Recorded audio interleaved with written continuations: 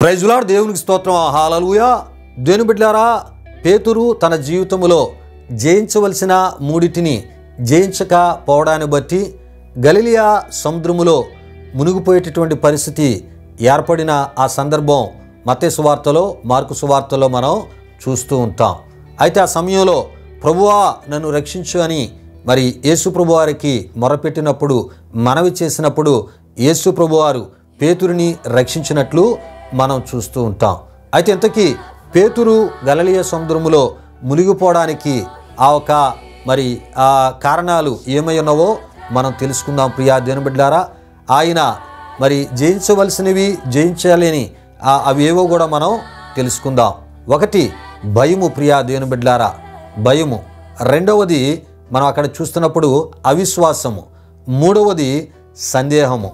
ప్రియా దేవుని బిడ్డలారా, విషయాలు గమనించండి. నిజమే, మరి క్రీస్తుని విశ్వసించిన మన జీవితాల్లో కూడా మరి కొన్ని సందర్భాల్లో మరి పేతురు ఆనాడు వాటిని జయించకపోవడాన్ని బట్టే పేతురు గలిలయ సముద్రములో మునిగిపోయేటటువంటి పరిస్థితి ఏర్పడింది. ప్రభు సమీపంలో ఉండి పేతురుని ఆనాడు రక్షించినట్లు మనం చూస్తూ ఉంటాం.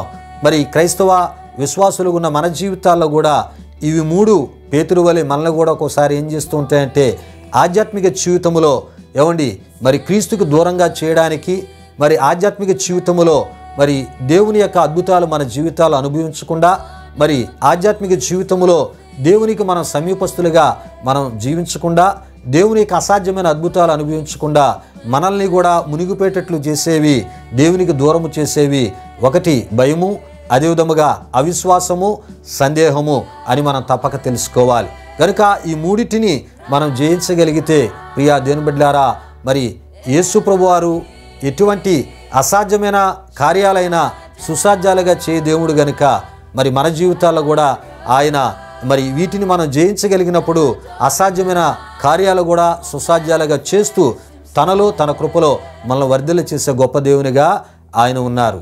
ఆమేన్.